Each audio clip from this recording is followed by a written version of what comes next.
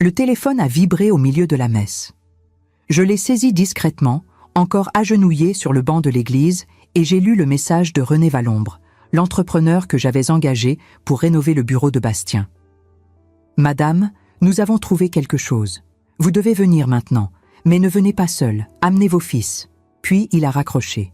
Mon cœur s'est emballé. J'ai rangé le portable avec des mains tremblantes, senti la sueur froide descendre le long de ma nuque, et quand j'ai regardé Gaël et Lorian assis à mes côtés, j'ai vu qu'ils avaient remarqué mon trouble.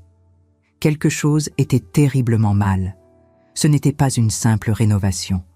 C'était le début de quelque chose qui allait détruire tout ce que je croyais savoir sur mon mariage. Je m'appelle Eliane Montfaucon. J'ai 69 ans et je vis seule à Limoges dans une maison de pierre que j'ai héritée de mes parents. Bastien, mon mari, est mort il y a 12 mois d'un infarctus foudroyant, sans avertissement, sans adieu. Rien d'autre qu'un corps froid qui a été veillé dans une chapelle silencieuse pendant que j'essayais de comprendre comment une vie entière peut disparaître en quelques secondes. Pendant une année complète, je n'ai pas touché à son bureau. Il est resté fermé, poussiéreux, exactement comme il l'avait laissé, rempli de plans architecturaux, de dossiers anciens et de cette odeur de papier vieux mélangée à l'encre de Chine qu'il aimait tant. Mais la vie n'attend pas que les veuves se remettent. Les factures continuent d'arriver, la maison continue d'avoir besoin de réparation et la solitude continue de peser les dimanches. J'ai décidé, il y a 3 semaines, qu'il était temps de transformer ce bureau en quelque chose de nouveau. Un salon de lecture, peut-être. Un endroit où je pourrais m'asseoir sans sentir son fantôme à mes côtés, sans que chaque objet me rappelle qu'il n'était plus là pour les toucher, pour les utiliser, pour vivre. J'ai engagé René Valombre, un entrepreneur local réputé pour son honnêteté et son travail impeccable. Il a commencé vendredi dernier. Il m'avait dit que ce serait simple. Retirer de vieilles étagères, peindre les murs, remplacer le plancher. Rien qui puisse changer ma vie. Rien qui puisse bouleverser l'équilibre fragile que j'avais construit depuis la mort de Bastien. Mais maintenant, en ce dimanche matin, où le soleil était faible et où le vent glacial frappait les vitraux de l'église, tandis que le prêtre parlait de pardon et de rédemption, je savais que quelque chose avait été découvert. Quelque chose que René ne pouvait pas me dire par téléphone. Quelque chose qui exigeait des témoins. Quelque chose qui allait tout changer. Nous sommes sortis de l'église avant la fin de l'office. Gaël, mon fils aîné, 42 ans, banquier sérieux et méticuleux, conduisait avec la mâchoire serrée, tendue, sans prononcer un mot. Lorian, mon fils cadet, 38 ans, professeur de philosophie, trop sensible pour son propre bien, était assis à l'arrière et regardait par la fenêtre avec cette expression distante qu'il portait depuis l'enfance. Personne ne parlait. Le silence dans cette voiture était plus lourd que n'importe quelle conversation. Je sentais l'angoisse monter, cette sensation oppressante qui vous serre la gorge et vous empêche de respirer normalement. Qu'avait découvert René ? Qu'est-ce qui pouvait être si grave pour qu'il insiste pour que mes fils soient présents ? Quand nous sommes arrivés à la maison, René était debout devant la porte du bureau, tenant un marteau à la main, mais avec l'expression de quelqu'un qui venait de voir un fantôme. Son visage, habituellement calme et professionnel, était marqué par une tension inhabituelle. Il nous a salués d'un signe de tête et a simplement dit « Entrez ». Il n'avait pas besoin d'en dire plus. Le ton de sa voix disait tout. Quelque chose de grave nous attendait derrière cette porte. Le bureau était en ruine. Une des parois latérales avait été partiellement démolie, révélant des briques anciennes et du mortier fissuré. René avait retiré l'étagère encastrée qui était là depuis des décennies, et derrière elle, cachée entre le faux mur et la structure originale de la maison, il y avait une niche. Petite, étroite, mais suffisamment profonde pour cacher quelque chose. Et à l'intérieur, une boîte métallique couverte de poussière. Une boîte que personne n'avait touchée depuis des années, peut-être des décennies. René a pointé la boîte sans rien dire. Gaël s'est approché le premier, hésitant, comme s'il avait peur de toucher cet objet. Lorian est resté dans l'embrasure de la porte, les bras croisés, fixant la boîte comme si c'était une bombe sur le point d'exploser. Moi, je me suis approché lentement, sentant mes jambes faiblir, sentant l'air me manquer dans les poumons, mais forçant mes pieds à continuer d'avancer jusqu'à ce que je sois devant cette boîte métallique que mon mari mort avait cachée de moi pendant toutes ces années. Pourquoi? Qu'y avait-il à l'intérieur qui méritait d'être si soigneusement dissimulé? René a ouvert la boîte avec précaution. À l'intérieur, des documents jaunis par le temps, des lettres manuscrites, des photographies anciennes et une enveloppe scellée avec le nom de Bastien écrit à la main à l'encre noire délavée. J'ai pris l'enveloppe en premier. Mes mains tremblaient tellement que j'ai presque eu du mal à l'ouvrir. À l'intérieur, un testament, daté de 6 mois avant la mort de Bastien. Un testament que je n'avais jamais vu. Un testament qui n'avait jamais été enregistré. Et dedans, une clause qui m'a fait sentir comme si le sol avait disparu sous mes pieds. Bastien léguait une partie significative du cabinet d'architecture, ainsi qu'une somme d'argent considérable dont j'ignorais même l'existence, à une femme nommée Serena Delambre. Je n'avais jamais entendu ce nom de ma vie. Jamais. Pas une seule fois en 43 ans de mariage. Gaël m'a arraché le papier des mains, l'a lu rapidement et a explosé avec une fureur que je ne lui avais jamais vue. Qui diable est cette femme? Papa avait une maîtresse? Il nous a trompés pendant des années? Il t'a trahi, maman? Sa voix était remplie de colère, d'incompréhension, de cette douleur profonde qui vient quand on découvre qu'un parent n'était peut-être pas celui qu'on croyait. Lorian est resté immobile, silencieux. Mais j'ai vu ses mains trembler. J'ai vu la sueur perler sur son front. J'ai vu le choc dans ses yeux. Moi, je ne pouvais pas parler. Je ne pouvais pas respirer. Je sentais comme si tout ce que je connaissais de Bastien, de notre mariage, de notre vie ensemble, était un mensonge gigantesque qui venait de s'effondrer devant moi. Mais il y avait plus. Beaucoup plus. René a sorti de la boîte une liasse de lettres manuscrites, toutes avec l'écriture de Bastien, toutes adressées à lui-même, comme si c'étaient des confessions qu'il n'avait jamais eu le courage de partager avec quiconque. J'ai pris la première lettre. Je l'ai lue, lentement, chaque mot coupant plus profondément que le précédent.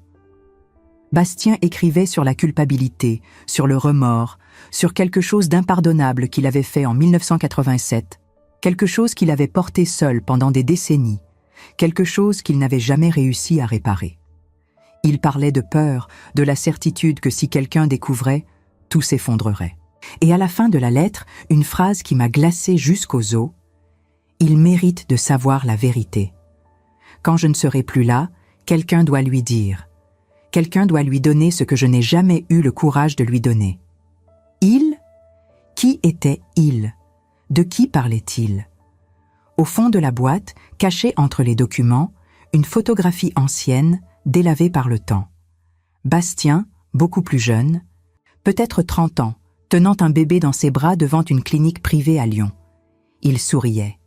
Mais c'était un sourire triste, lourd, comme s'il portait quelque chose de bien plus grand que ce bébé. Au dos de la photo, écrit à la main, « Il mérite de savoir, quand je ne serai plus là. » Gaël a lâché la photo comme si elle était en feu. Lorian s'est finalement approché, a pris l'image avec précaution, l'a regardée fixement et a murmuré d'une voix tremblante, « Maman, est-ce que ça signifie ce que je pense? » Je ne savais pas. Je ne savais rien. Mon mari était mort il y a 1 an, et maintenant il ressurgissait comme un parfait étranger. Comme quelqu'un qui avait vécu une vie parallèle, qui avait caché des secrets dévastateurs, qui avait laissé des traces d'une vérité que je n'avais jamais imaginé exister. Et le pire de tout, il était mort avant de m'expliquer. Mort avant de me donner la chance de comprendre. Mort en me laissant seul avec ce poids qui écrasait maintenant ma poitrine et me faisait remettre en question chaque moment que nous avions vécu ensemble. René s'est discrètement éloigné, est sorti du bureau et nous a laissés seuls avec cette boîte ouverte, ces lettres éparpillées sur le sol, cette photo qui semblait crier des secrets que personne ne voulait entendre. Gaël était rouge de colère, Lorian était pâle de choc, et moi, je sentais comme si je me désintégrais de l'intérieur, comme si chaque partie de moi se brisait en morceaux. Mais en même temps, quelque chose en moi, quelque chose que je n'avais pas prévu de ressentir, a commencé à pulser.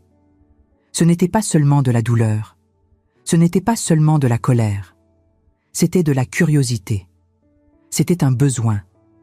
Parce que si Bastien avait caché tout cela, s'il avait laissé ce testament secret, ces lettres confessionnelles, cette photo mystérieuse, alors il y avait une raison importante. Et je devais découvrir laquelle.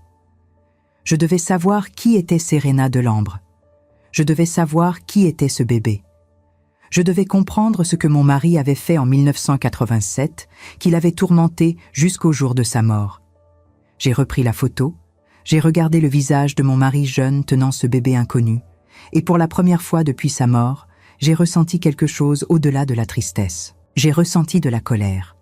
Une colère profonde et viscérale. Colère parce qu'il était mort avant de me dire la vérité. Colère parce qu'il m'avait laissé seul avec ce fardeau. Colère parce que j'avais vécu à ses côtés pendant 43 ans sans savoir qui il était vraiment. Sans connaître ses peurs, ses secrets, ses actes cachés. Mais plus forte que la colère, il y avait la question qui ne me laissait pas respirer, qui martelait dans ma tête sans arrêt. Qui était Serena Delambre? Et qui était ce bébé que Bastien tenait dans ses bras comme si c'était la chose la plus précieuse et la plus douloureuse du monde? Peut-être ressentez-vous maintenant ce que j'ai ressenti à ce moment-là, cette oppression dans la poitrine, ce besoin de comprendre. Si vous êtes avec moi jusqu'ici, laissez un like et dites-moi dans les commentaires, d'où me regardez-vous aujourd'hui? Parce que je sais qu'il y a d'autres personnes comme moi qui ont découvert que la vie cache des secrets là où on s'y attend le moins, et que parfois, la vérité n'apparaît que quand il est déjà trop tard. Cette nuit-là, je n'ai pas pu dormir. Je suis restée assise à la table de la cuisine, seule, avec les lettres de Bastien étalées devant moi, lisant chaque mot comme si c'était la dernière chance d'entendre sa voix, de comprendre ce qu'il pensait, ce qu'il ressentait, ce qu'il m'avait caché pendant toutes ces années. Gaël était parti furieux, disant qu'il ne voulait plus rien savoir, que son père avait détruit tout ce qu'il croyait. Lorian était resté plus longtemps, s'était assis à mes côtés en silence, mais il était aussi parti ensuite, incapable de prononcer un mot. Et je suis restée seule avec cette boîte, avec ces mots écrits par la main de l'homme que j'avais aimé, et avec la certitude que ma vie ne serait plus jamais la même. Parce que maintenant je savais, être veuve, ce n'est pas seulement enterrer son mari, c'est découvrir qui il était vraiment. Et parfois, cette découverte fait plus mal que la mort elle-même. Le lundi matin, je me suis réveillée avec une décision prise. Une décision qui s'était formée pendant cette nuit blanche, passée à lire et relire les lettres de Bastien, à chercher des réponses dans chaque mot, dans chaque phrase, dans chaque silence entre les lignes. Je devais retrouver Serena Delambre. Peu importait ce que Gaël pensait, peu importait si Lorian voulait enterrer le passé, peu importait si la vérité allait me détruire ou me libérer. Bastien m'avait laissé cette boîte pour une raison. Il voulait que je sache. Il voulait que quelqu'un comprenne ce qu'il avait fait, pourquoi il l'avait fait, et surtout, qui était cette femme à qui il avait légué une partie de sa vie, de son travail, de son héritage. J'ai commencé par fouiller méthodiquement dans les dossiers du cabinet d'architecture. Bastien était méticuleux, presque obsessionnel dans sa manière de tout archiver. Chaque contrat, chaque facture, chaque échange de courrier, chaque note griffonnée sur un bout de papier était soigneusement classée dans des armoires en bois massif qui sentaient encore son eau de Cologne mélangée à cette odeur de vieux papier et de poussière accumulée. J'ai passé des heures interminables à chercher, les mains couvertes de saleté et de poussière grise, les yeux brûlants de fatigue et de larmes retenues, fouillant dans chaque tiroir, dans chaque chemise cartonnée, dans chaque recoin de ce bureau qui gardait jalousement ses secrets. Et finalement, après avoir presque abandonné, j'ai trouvé ce que je cherchais. Caché tout au fond d'une armoire verrouillée, dont j'avais dû forcer la serrure rouillée, un contrat de vente partielle, daté de 3 ans auparavant, transférant une part minoritaire mais significative du cabinet d'architecture à Serena Delambre. Le document était parfaitement rédigé, signé de la main de Bastien avec cette écriture penchée que je connaissais si bien, notarié par un cabinet juridique de Lyon, parfaitement légal dans sa forme. Mais il n'avait jamais été enregistré officiellement auprès des autorités compétentes. Comme si Bastien avait voulu garder cette transaction secrète, cachée du monde, cachée de moi, cachée même de l'administration. Comme s'il avait peur que quelqu'un découvre. Mais pourquoi? Qui était cette femme? Pourquoi mon mari lui devait-il quelque chose au point de lui léguer une partie substantielle de son héritage professionnel? Qu'avait-elle fait pour mériter cela? Qu'avait-il fait pour se sentir obligé de lui donner autant? J'ai cherché son nom sur Internet avec une détermination presque fébrile. Rien. Absolument rien.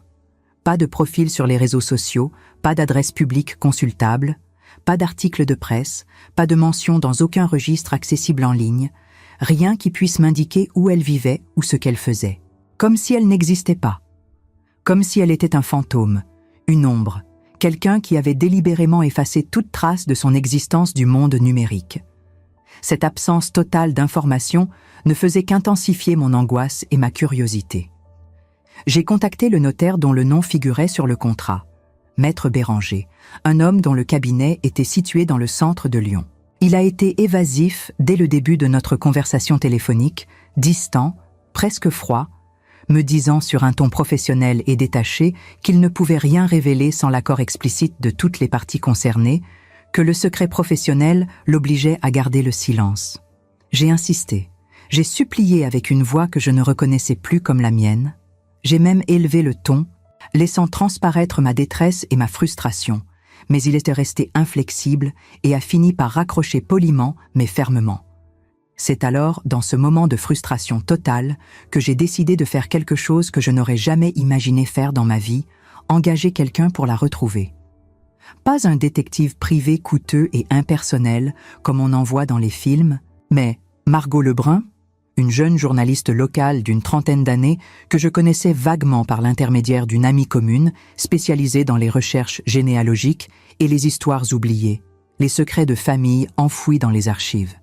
Elle avait une réputation d'être discrète, efficace et surtout d'aller au bout des choses. Je l'ai appelée un mardi après-midi. Nous nous sommes rencontrés dans un petit café tranquille près de la cathédrale Saint-Étienne, un endroit discret où nous pouvions parler sans être dérangés. Je lui ai tout raconté. La boîte métallique trouvée derrière le mur, le testament caché, les lettres pleines de culpabilité et de remords, la photo mystérieuse du bébé. Elle m'a écouté sans m'interrompre une seule fois, prenant des notes soigneuses dans un petit carnet noir, hochant la tête de temps en temps pour me montrer qu'elle comprenait la gravité de la situation.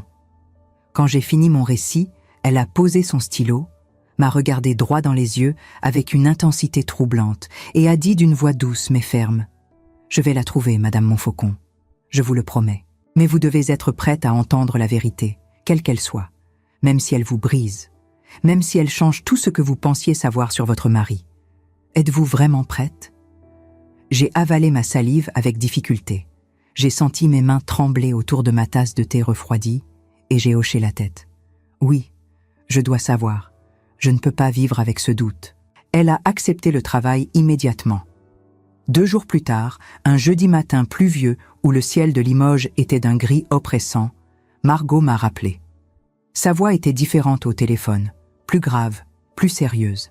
« Je l'ai trouvée, Madame Montfaucon. Serena Delambre existe bel et bien. » Mon cœur s'est arrêté pendant une fraction de seconde.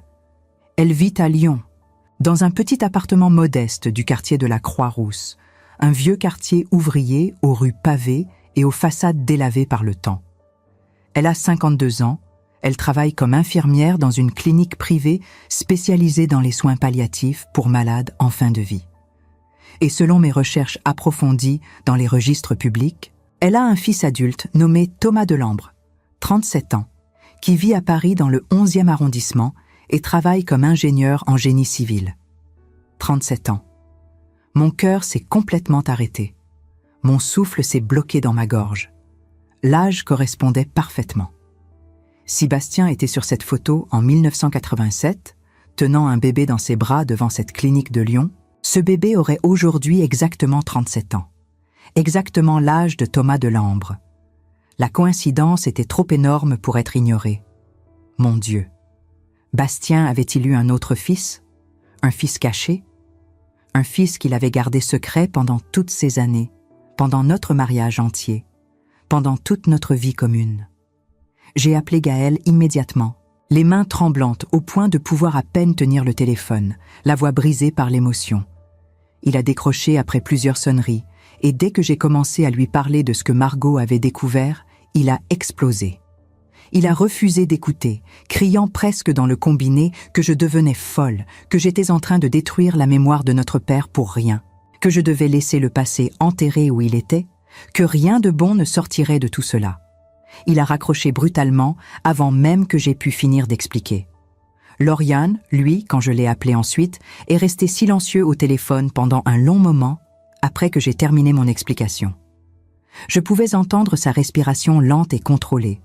Je pouvais imaginer son visage pensif, ses yeux fermés comme il faisait toujours quand il réfléchissait profondément. Puis il a murmuré d'une voix à peine audible, presque un souffle. « Maman, si tu fais ça, si tu vas voir cette femme à Lyon, si tu ouvres cette porte, tu ne pourras plus jamais revenir en arrière. Tu comprends ça? Une fois que tu sauras, tu ne pourras plus ne pas savoir. Tu es vraiment sûre de vouloir savoir la vérité? Non, je n'étais pas sûre. Comment pouvais-je être sûre? Comment pouvait-on être sûr de vouloir découvrir que son mari, de 43 ans, avait peut-être menti pendant tout ce temps? Mais je savais une chose avec une certitude absolue. Je ne pouvais pas vivre avec ce doute qui me rongeait de l'intérieur comme un poison lent. Je ne pouvais pas passer le reste de ma vie à me demander qui était vraiment mon mari, à me demander s'il m'avait menti, s'il avait vécu une double vie, s'il avait aimé quelqu'un d'autre, s'il avait eu un autre enfant quelque part. J'ai pris le train pour Lyon le jeudi suivant, très tôt le matin. Margot m'accompagnait, assise en face de moi dans le compartiment silencieux. Le voyage a duré un peu plus de 3 heures. 3 heures interminables, pendant lesquelles je n'ai presque pas parlé, fixant le paysage qui défilait par la fenêtre avec des yeux qui ne voyaient rien. Les champs verts et vallonnés, les petits villages tranquilles avec leurs clochers d'église, les rivières paisibles qui serpentaient entre les collines, tout ce qui semblait si calme et si normal alors que mon monde intérieur était en train de s'effondrer complètement, pierre par pierre. Nous sommes arrivés à Lyon en fin de matinée, sous un ciel gris et lourd qui menaçait de pleuvoir à tout moment, donnant à la ville une atmosphère oppressante et mélancolique. L'appartement de Serena se trouvait dans un immeuble ancien du 19e siècle, au 3e étage, sans ascenseur bien sûr. J'ai monté les marches de bois grinçantes très lentement, tenant fermement la rampe usée, chaque pas me demandant un effort immense qui n'avait rien à voir avec la fatigue physique. Le cœur battait si fort dans ma poitrine que j'avais l'impression qu'il allait exploser, que tout le monde dans l'immeuble pouvait l'entendre résonner dans la cage d'escalier silencieuse. Arrivé devant la porte numéro 7, j'ai hésité. Ma main s'est levée vers la sonnette, puis est retombée. Qu'allais-je dire? Comment commencer une telle conversation? « Bonjour, je suis la veuve de l'homme qui vous a légué une partie de son cabinet. Qui êtes-vous pour lui ?» C'était absurde. Tout cela était absurde. J'ai finalement frappé à la porte. Personne n'a répondu. J'ai frappé à nouveau, plus fort cette fois, sentant la panique monter en moi. Et si elle n'était pas là? Et si elle refusait de me parler? Et si tout ce voyage était inutile? Des pas, lents, hésitants. Quelqu'un s'approchait de l'autre côté de la porte. J'ai entendu le bruit d'un verrou qu'on tire, puis d'une chaîne de sécurité qu'on retire. La porte s'est entr'ouverte de quelques centimètres. Une femme est apparue dans l'entrebâillement. Cheveux bruns coupés, courts dans un style pratique et sans artifice, très fin mais marqué par la fatigue et les années de travail difficiles, regard fatigué mais étonnamment doux. Elle m'a regardé longuement pendant ce qui m'a semblé une éternité, comme si elle savait déjà qui j'étais, comme si elle m'attendait depuis longtemps, comme si ce moment était inévitable. Puis elle a dit, d'une voix douce mais tremblante, « Vous êtes Madame Montfaucon, n'est-ce pas ?» J'ai hoché la tête, incapable de prononcer un seul mot, la gorge complètement serrée par l'émotion. Elle a ouvert la porte en grand, s'est effacée pour me laisser passer, et a murmuré « Entrez, s'il vous plaît, je vous attendais.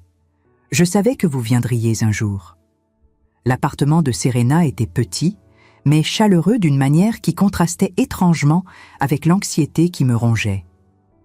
Des meubles anciens soigneusement entretenus, polis par les années et l'usage, des livres empilés sur toutes les surfaces disponibles, sur les étagères, sur la table basse, même sur le rebord de la fenêtre. Des photos encadrées disposées avec soin sur les étagères montrant un enfant qui grandissait au fil des années. Un petit garçon aux yeux sombres et au sourire timide qui devenait progressivement un adolescent, puis un jeune homme. Ces photos racontaient une vie, une histoire que je ne connaissais pas encore, mais que j'allais découvrir. Elle nous a fait asseoir dans le salon modeste mais propre, à préparer du thé avec des gestes lents et précis, méthodiques, comme si ce rituel lui permettait de gagner du temps, de retarder le moment où il faudrait enfin parler. Le silence s'installait lourdement entre nous. Margot prenait des notes discrètement dans un coin de la pièce, essayant de se faire aussi invisible que possible. Moi, je regardais Serena avec une intensité presque insoutenable, cherchant dans son visage une réponse, un indice, quelque chose qui me dirait qui elle était vraiment, ce qu'elle avait représenté pour Bastien, pourquoi il avait jugé nécessaire de lui léguer une partie de sa vie. Son visage portait les marques d'une existence difficile, des rides autour des yeux qui parlaient de nuits blanches passées à s'inquiéter, peut-être de longues heures de travail dans des conditions pénibles. Ses mains étaient celles d'une travailleuse, abîmée mais soignée, des mains qui avaient pris soin des autres pendant des années. Elle portait un pull simple en laine grise et un jean délavé, rien d'ostentatoire, rien qui puisse suggérer qu'elle avait profité financièrement de Bastien pendant toutes ces années. Finalement, je n'ai plus supporté le silence oppressant qui pesait sur nous comme une chape de plomb. J'ai posé la question qui me brûlait les lèvres depuis que j'avais trouvé cette boîte métallique, depuis que j'avais lu ce testament caché. Qui êtes-vous pour mon mari? Qui étiez-vous vraiment pour lui? Elle a baissé les yeux vers sa tasse de thé fumante, a pris une profonde inspiration qui soulevait ses épaules, puis elle a commencé à parler. Et ce qu'elle m'a raconté, avec une voix douce mais tremblante d'émotions retenues, a changé absolument tout ce que je croyais savoir sur Bastien, sur notre mariage, sur l'homme avec qui j'avais partagé 43 ans de ma vie. Je n'ai jamais été la maîtresse de Bastien, Madame Montfaucon, jamais.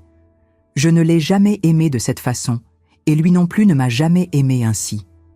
Ce n'était pas de l'amour romantique, c'était quelque chose de différent, de plus profond peut-être, de plus essentiel. Mais je lui dois tout, absolument tout ce que je suis devenue, tout ce que j'ai accompli dans ma vie. Et d'une certaine manière, il me devait tout aussi, même s'il ne l'a jamais dit explicitement. Elle s'est levée avec des mouvements lents, est allée vers l'étagère principale du salon, a pris une photo encadrée dans un cadre en bois simple et me l'a tendue avec des mains qui tremblaient légèrement.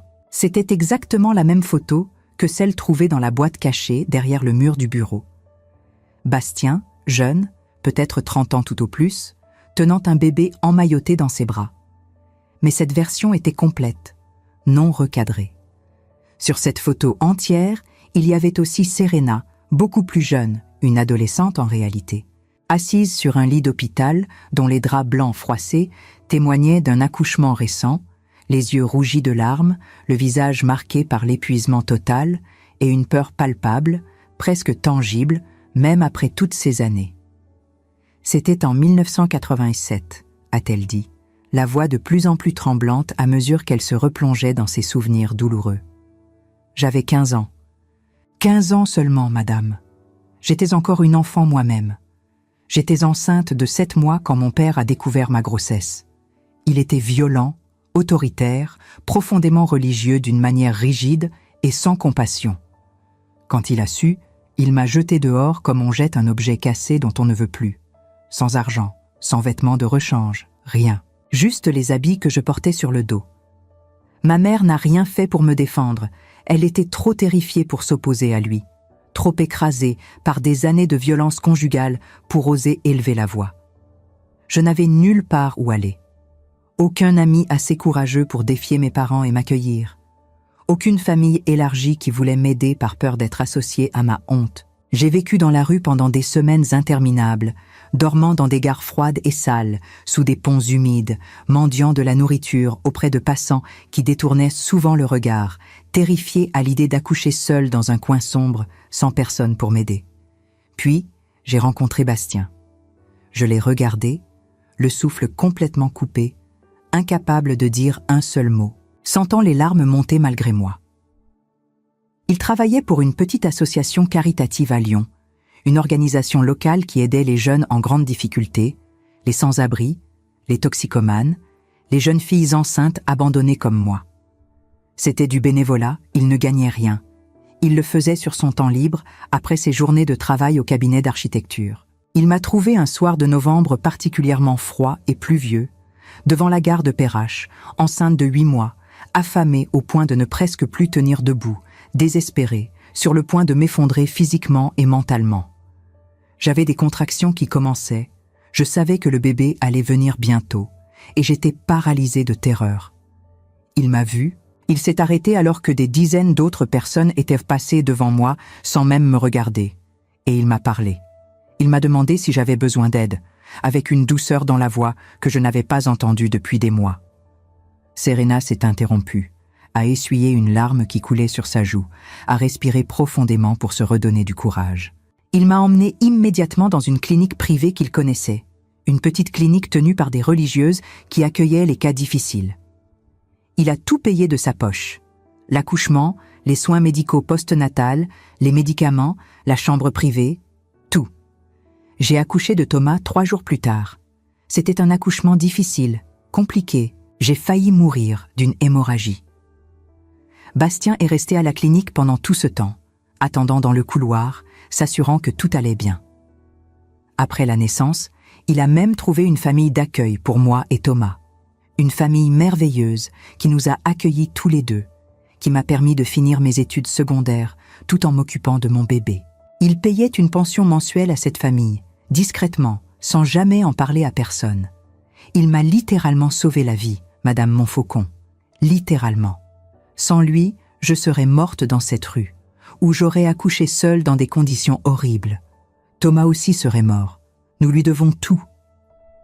Les larmes coulaient maintenant librement sur ses joues, mais elle continuait de parler, comme si elle avait besoin d'expulser toute cette histoire qu'elle avait gardée en elle pendant tant d'années. Mais il n'a jamais voulu que quelqu'un sache ce qu'il avait fait. Jamais. C'était presque une obsession chez lui. Il disait que c'était mieux ainsi, que si sa famille découvrait, que si ses clients apprenaient qu'il aidait une jeune fille mère, ça pourrait causer des problèmes, que les gens ne comprendraient pas, qu'il pourrait mal interpréter ses intentions, penser qu'il y avait quelque chose d'immoral ou d'inapproprié dans notre relation. Il avait peur du jugement, peur du scandale, peur de perdre sa réputation professionnelle qu'il avait construite patiemment pendant des années. Alors nous sommes restés en contact en secret pendant toutes ces années, pendant presque 4 décennies. Il m'a aidé à devenir infirmière, il a payé mes études à l'école d'infirmière quand je n'avais pas les moyens, il a soutenu Thomas financièrement quand j'avais du mal à joindre les 2 bouts avec mon salaire modeste, il a payé ses études d'ingénieur, ses livres, ses frais de scolarité. Il venait nous voir discrètement, peut-être 3 ou 4 fois par an, toujours en prenant des précautions pour ne pas être vu, toujours avec cette crainte dans les yeux que quelqu'un découvre. Elle a marqué une pause, a bu une gorgée de thé devenu froid. Et quand il est tombé malade, il y a 3 ans, quand il a su que son cœur était fragile, que les médecins lui avaient dit qu'il pourrait partir à tout moment, il m'a appelé. C'était un dimanche après-midi. Il m'a dit qu'il voulait me voir, qu'il avait quelque chose d'important à me dire. Nous nous sommes rencontrés dans un café discret près de la gare. Il m'a dit qu'il voulait me laisser quelque chose. Une part du cabinet d'architecture, pour que je ne sois jamais seule, pour que je ne me retrouve jamais dans la situation précaire où il m'avait trouvé il y a tant d'années. Pour que Thomas ait quelque chose aussi, un héritage, une reconnaissance du rôle que Bastien avait joué dans sa vie. Pour que ce qu'il avait fait pour nous ne soit pas complètement oublié après sa mort. « Thomas !» j'ai murmuré, la voix complètement brisée par l'émotion. « Il est le fils biologique de Bastien ?» Non, elle a coupé immédiatement, secouant la tête avec force et conviction. « Non, madame. Thomas n'est absolument pas le fils biologique de Bastien. Bastien n'est pas son père de sang. Le père biologique était un garçon de mon lycée, un adolescent qui a disparu dès qu'il a su que j'étais enceinte, qui n'a jamais voulu assumer la moindre responsabilité. Mais Bastien a été infiniment plus qu'un père pour Thomas. Il l'a aidé, il l'a guidé, il a payé ses études d'ingénieur à l'école centrale de Lyon. Il l'a soutenu dans les moments difficiles, quand Thomas doutait de lui-même, quand il avait des problèmes financiers ou personnels. Il a été là quand personne d'autre ne l'était. Thomas sait tout. Je ne lui ai jamais caché qui était Bastien, ce qu'il avait fait pour nous, le rôle immense qu'il a joué dans nos vies. Thomas considère Bastien comme son vrai père, même s'ils n'ont jamais partagé le même sang. J'ai senti quelque chose se briser en moi, mais ce n'était pas de la douleur comme je l'avais imaginé pendant toutes ces journées d'angoisse. Ce n'était pas de la trahison, ce n'était pas de la colère. C'était du soulagement, de la fierté, de la tristesse profonde mêlée à quelque chose de plus lumineux que je ne pouvais pas encore nommer, un mélange complexe d'émotions qui me submergeait complètement. Pourquoi ne me l'a-t-il jamais dit? J'ai demandé, les larmes coulant enfin librement sur mon visage sans que je cherche à les retenir. Pourquoi a-t-il gardé ça secret pendant toutes ces années? J'aurais compris. J'aurais été fière de lui. J'aurais voulu l'aider, participer à cette œuvre magnifique qu'il accomplissait. Serena a secoué la tête tristement avec une expression de regret profond sur le visage. Parce qu'il avait peur, madame. Peur que vous pensiez qu'il vous avait trahi, qu'il avait une relation inappropriée avec une jeune femme. Peur que vos fils ne comprennent pas, qu'ils jugent, qu'ils pensent qu'il avait gaspillé l'argent de la famille pour des étrangers. Peur que les gens de Limoges, ses clients, ses connaissances, ne comprennent mal ses intentions et détruisent sa réputation professionnelle. Peur que tout s'effondre. Il disait toujours, « À chaque fois que nous nous voyons, un jour, Eliane saura. Et j'espère qu'elle me pardonnera. J'espère qu'elle comprendra que je ne l'ai jamais trahi, que tout ce que j'ai fait, je l'ai fait parce que je ne pouvais pas laisser une enfant de 15 ans mourir dans la rue avec son bébé. J'espère qu'elle verra que j'ai agi par humanité, pas par trahison. Les sanglots que je retenais depuis des jours, depuis la découverte de cette maudite boîte, ont finalement jailli sans retenue. Pas de rage, pas de sentiment de trahison, mais une tristesse immense et profonde. Parce que Bastien avait vécu avec ce poids énorme seul pendant des décennies, portant ce secret comme un fardeau qu'il ne pouvait partager avec personne. Parce qu'il avait cru que je ne comprendrais pas, alors que j'aurais compris. J'aurais été fière de lui. J'aurais aimé qu'il me le dise, qu'il me fasse confiance, qu'il partage avec moi cette partie magnifique de sa vie. Serena s'est levée silencieusement, est allée dans sa chambre et est revenue quelques instants plus tard avec une enveloppe jaunie par le temps, usée au coin, comme si elle avait été manipulée de nombreuses fois. Il m'a demandé de vous donner ça si un jour vous veniez me voir.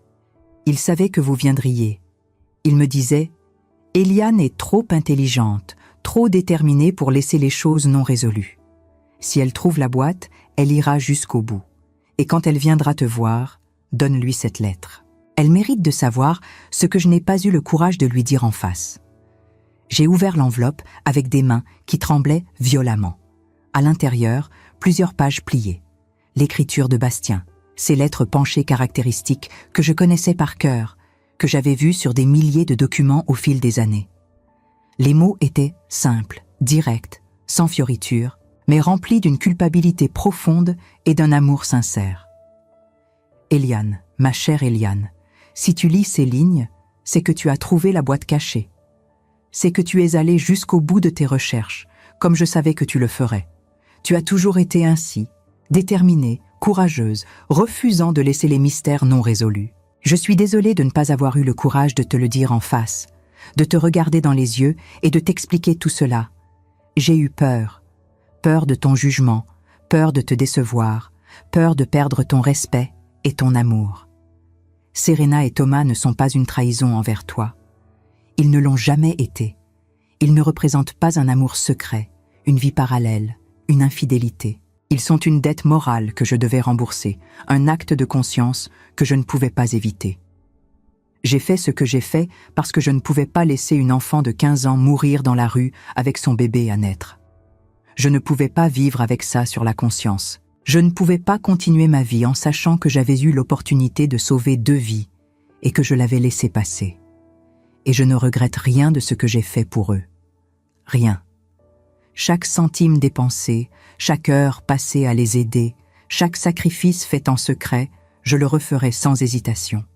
Mais je regrette profondément de ne pas t'en avoir parlé. Parce que toi, tu aurais compris. Tu as toujours été meilleur que moi, plus courageuse moralement, plus juste dans tes jugements, plus ouverte d'esprit. Je t'ai sous-estimée par ma propre lâcheté. Je t'aime. Je t'ai toujours aimée, depuis le jour où nous nous sommes rencontrés. Tu es la seule femme que j'ai jamais aimée de cette façon. Pardonne-moi de t'avoir laissé découvrir comme ça, après ma mort. Pardonne-moi d'avoir eu peur de ta réaction. Pardonne-moi d'avoir manqué de confiance en toi. Tu méritais mieux que mes secrets. Bastien. J'ai plié la lettre soigneusement et l'ai serrée contre mon cœur, sentant les larmes couler sans arrêt. Mais cette fois, c'étaient des larmes mélangées, de tristesse pour ce qu'il avait enduré seul, de fierté pour ce qu'il avait accompli, de regret pour les conversations que nous n'avons jamais eues. De retour à Limoges, le voyage en train m'a semblé interminable. Je regardais défiler le paysage par la fenêtre sans vraiment le voir, perdu dans mes pensées, tenant contre ma poitrine la lettre de Bastien comme si c'était un trésor précieux. Margot respectait mon silence, comprenant intuitivement que j'avais besoin de temps pour digérer tout ce que je venais d'apprendre, pour reconstruire mentalement l'image de l'homme avec qui j'avais passé 43 ans de ma vie. Une fois arrivé chez moi, j'ai convoqué Gaël et Lorian. Cette fois, je ne leur ai pas demandé leur avis, je ne leur ai pas donné le choix, je ne leur ai pas laissé la possibilité de refuser ou de remettre à plus tard. Je leur ai simplement envoyé un message ferme. « Venez à la maison ce soir, nous devons parler, c'est important, c'est essentiel pour notre famille. » Le ton de mon message ne laissait aucune place à la négociation. Ils sont arrivés en fin d'après-midi, tous les deux visiblement tendus, préparés au pire, s'attendant peut-être à ce que je leur annonce quelque chose de terrible, qui détruirait définitivement l'image qu'ils avaient de leur père. Gaël avait le visage fermé, les mâchoires serrées, cette expression rigide qu'il adoptait toujours quand il se préparait mentalement à un conflit. Lorian était plus pâle que d'habitude, les traits tirés, les yeux cernés comme s'il n'avait pas dormi depuis plusieurs jours.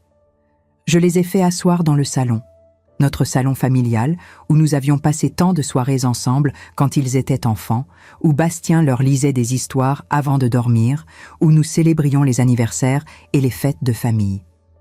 J'ai préparé du café, utilisant ce rituel familier pour gagner quelques minutes supplémentaires, pour organiser mes pensées, pour trouver les mots justes qui leur feraient comprendre sans les blesser davantage.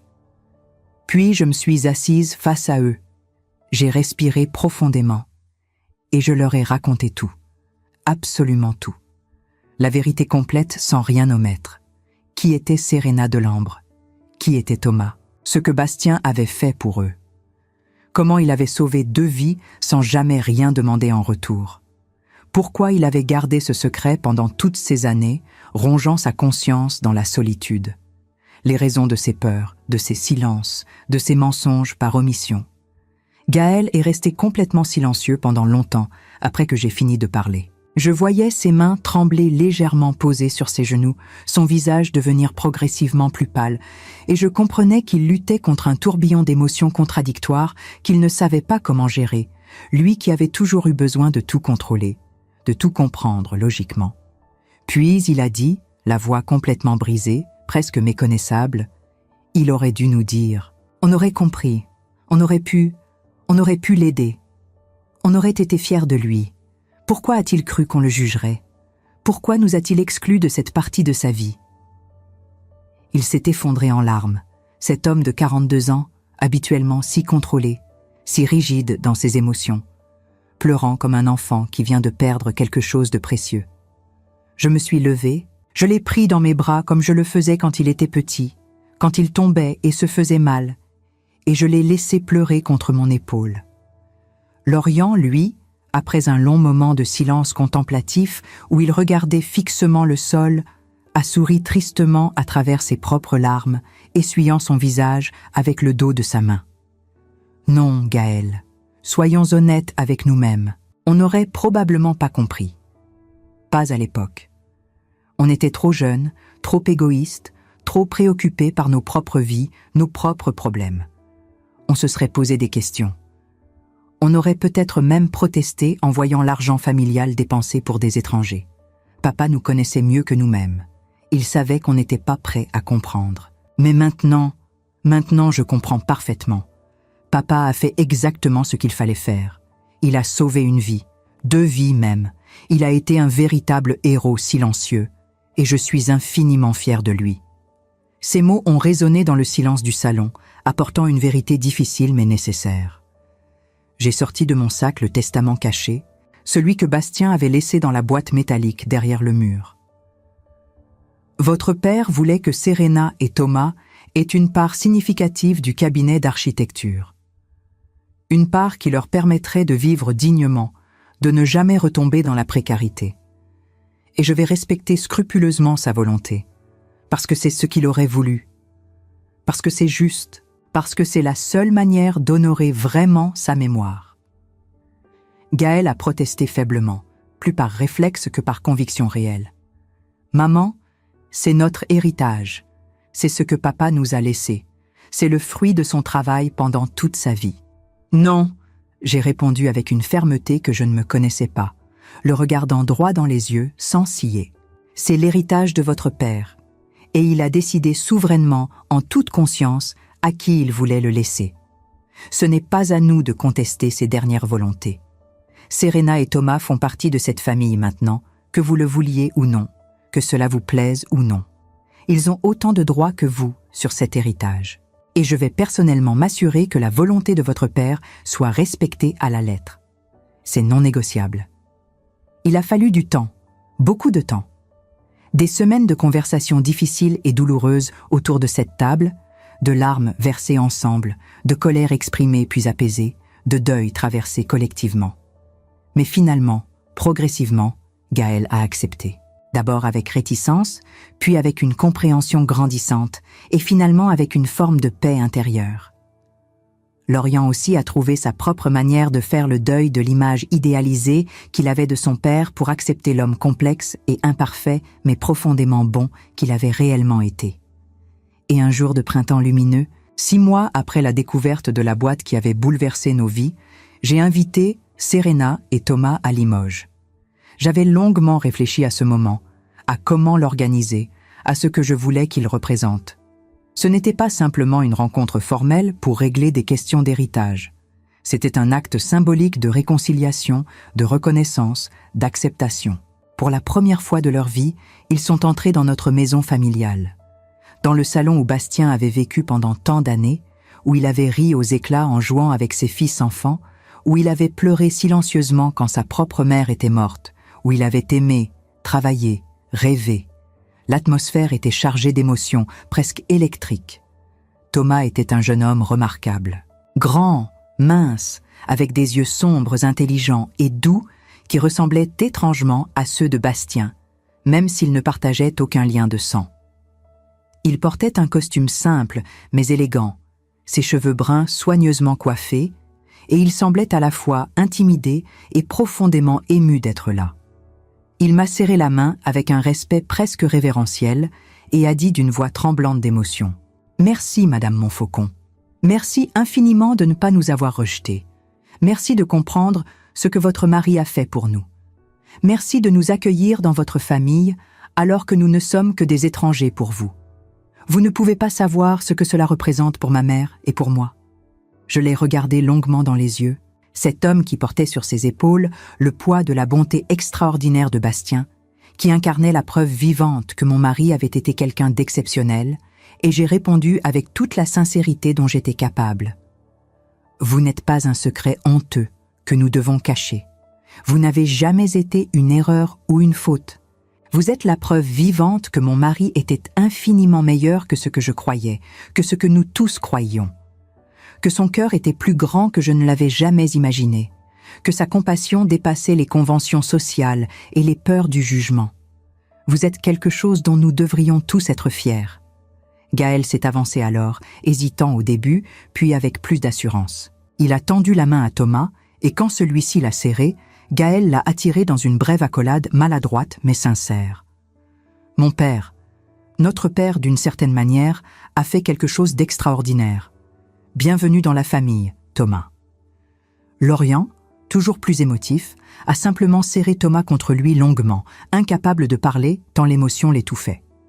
Ce jour-là, nous avons tous déjeuné ensemble autour de la grande table familiale en chêne qui avait accueilli tant de repas au fil des décennies. Gaël, Lorian, Serena, Thomas et moi. Une famille improbable, construite sur un secret révélé trop tardivement, assemblée par la mort et la vérité plutôt que par la vie et la transparence, mais une famille authentique quand même. Une famille unie par le respect, par la compréhension, par l'amour sous toutes ses formes. Serena a cuisiné avec moi dans la cuisine où Bastien avait tant aimé prendre son café du matin. Nous avons parlé de lui, partagé nos souvenirs différents mais complémentaires, pleuré ensemble, ri ensemble aussi en nous remémorant certaines de ses petites manies.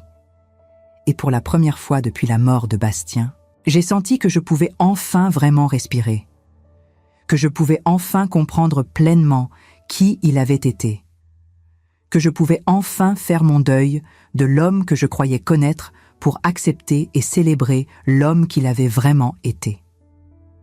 Le testament caché a été respecté dans ses moindres détails.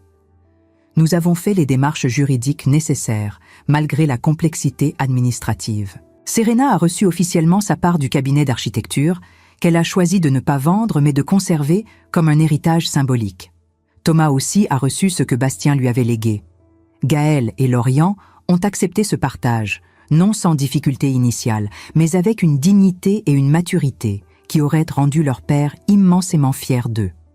Et moi, j'ai finalement transformé le bureau de Bastien en salon de lecture, comme je l'avais prévu initialement. Mais cette fois, j'y ai mis plusieurs photos soigneusement encadrées. Celle de Bastien tenant Thomas bébé dans ses bras devant la clinique de Lyon. Une photo de notre mariage. Une photo de nos fils enfants. Et une nouvelle photo prise ce jour de printemps, où nous avions tous déjeuné ensemble pour la première fois. Une photo de famille élargie qui montrait que l'amour peut prendre 1000 formes différentes. Pour ne jamais oublier que l'amour véritable, le vrai, celui qui transforme et qui sauve, ne se limite absolument pas au sang partagé. Qu'il s'étend généreusement à ceux qu'on choisit de sauver, à ceux qu'on aide sans rien attendre en retour, à ceux qu'on accueille dans son cœur par pure compassion humaine. Quelques semaines plus tard, j'ai reçu une longue lettre de Thomas. Il me remerciait encore et encore, avec des mots simples mais profondément touchants, et il disait quelque chose qui m'a bouleversée jusqu'aux larmes. « Votre mari m'a appris une leçon essentielle que je n'oublierai jamais. La famille n'est pas seulement celle dans laquelle on est par hasard biologique, c'est celle qu'on construit consciemment avec compassion, avec générosité, avec amour désintéressé. Il m'a donné une chance que personne d'autre ne m'aurait donnée. Il m'a permis de devenir l'homme que je suis aujourd'hui. Et grâce à vous, Madame Montfaucon, grâce à votre courage de chercher la vérité et à votre grandeur d'âme en l'acceptant, je sais maintenant que cette bonté extraordinaire n'est pas morte avec lui. Elle continue à vivre. Elle se perpétue à travers vous, à travers vos fils qui nous ont accueillis malgré leur choc initial. Merci de nous avoir permis d'honorer sa mémoire ensemble. J'ai pleuré abondamment en lisant ces mots magnifiques. Mais cette fois, c'étaient des larmes de paix, de réconciliation, d'acceptation profonde. Aujourd'hui, quand je regarde cette photo de Bastien tenant ce bébé qui allait devenir Thomas, je ne vois plus un secret honteux caché derrière un mur. Je ne vois plus une trahison ou une vie parallèle. Je vois un homme qui a fait exactement ce qu'il fallait faire, même quand c'était terriblement difficile, même quand cela le terrifiait, même quand cela impliquait de vivre avec un poids énorme sur la conscience. Je vois un homme qui a choisi la compassion plutôt que l'indifférence confortable. Je vois un homme qui a risqué sa réputation, son confort financier, la paix de son esprit, pour sauver 2 êtres humains qui en avaient désespérément besoin. Et je suis infiniment plus fière de lui aujourd'hui que je ne l'ai jamais été de son vivant.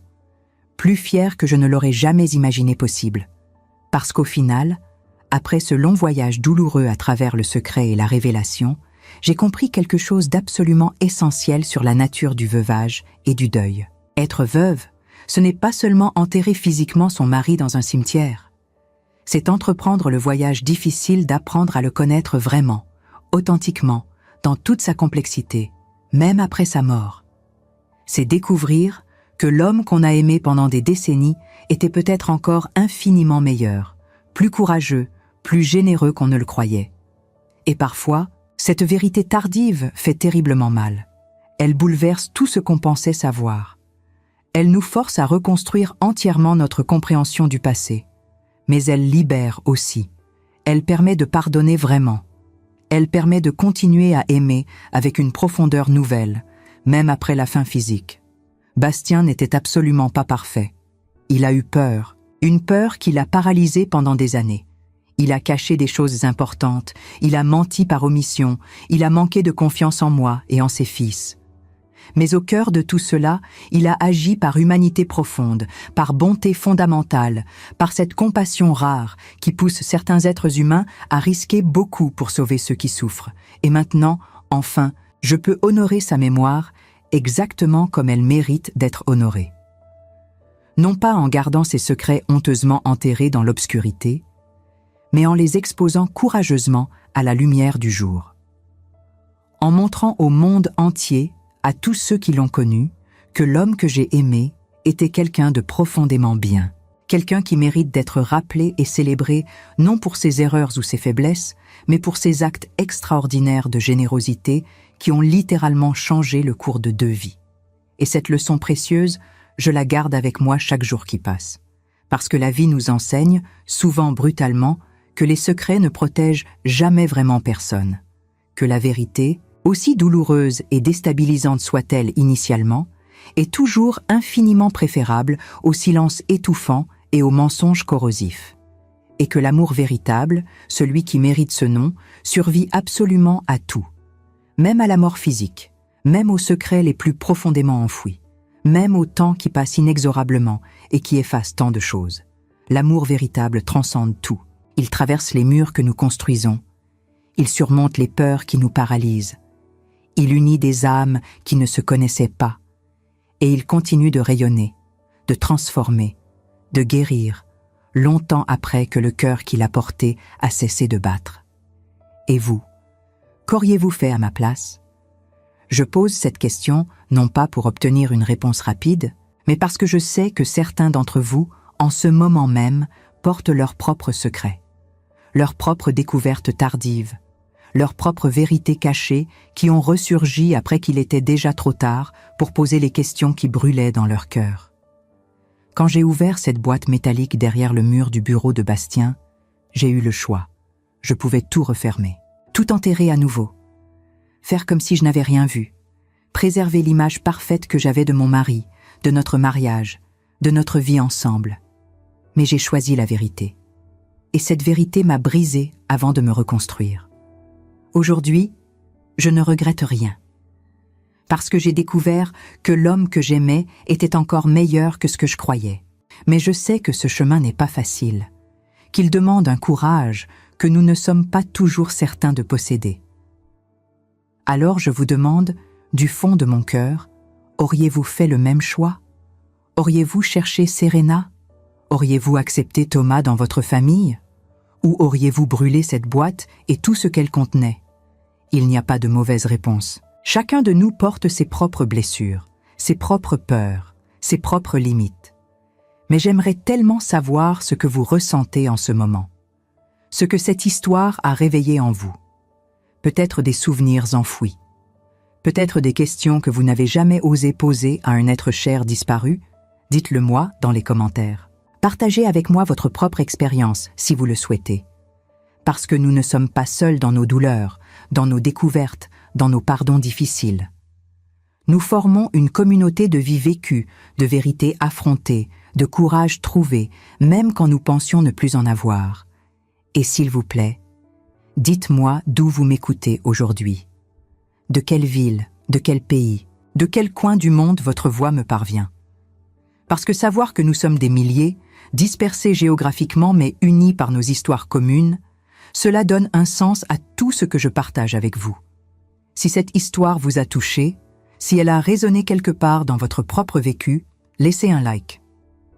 Ce simple geste me dit que je ne parle pas dans le vide, qu'il y a d'autres âmes qui comprennent ce que signifie découvrir que l'amour peut prendre des formes qu'on n'avait jamais imaginées. Et si vous ne l'avez pas encore fait, abonnez-vous à cette chaîne. Parce que ce que nous partageons ici, ce ne sont pas de simples histoires. Ce sont des morceaux de nos vies, des vérités qui méritent d'être entendues. Des leçons qui peuvent peut-être aider quelqu'un, quelque part, à traverser sa propre tempête. Chaque semaine, je reviens vers vous avec une nouvelle histoire, une nouvelle vérité, une nouvelle manière de comprendre que la vie, même dans ses moments les plus douloureux, nous offre toujours la possibilité de grandir, de pardonner, d'aimer plus profondément. Vous n'êtes pas seul. Je ne suis pas seul. Nous marchons ensemble sur ce chemin difficile, mais magnifique, qu'est la compréhension de ceux que nous avons aimés et perdus. Alors écrivez-moi, racontez-moi, partagez avec moi, parce que vos mots, vos histoires, vos vérités ont autant de valeur que la mienne, peut-être même davantage. Merci d'avoir écouté jusqu'au bout. Merci d'avoir eu le courage d'affronter cette histoire avec moi. Merci d'être là, tout simplement. À très bientôt. Que la paix habite vos cœurs, même quand la vérité les bouleverse.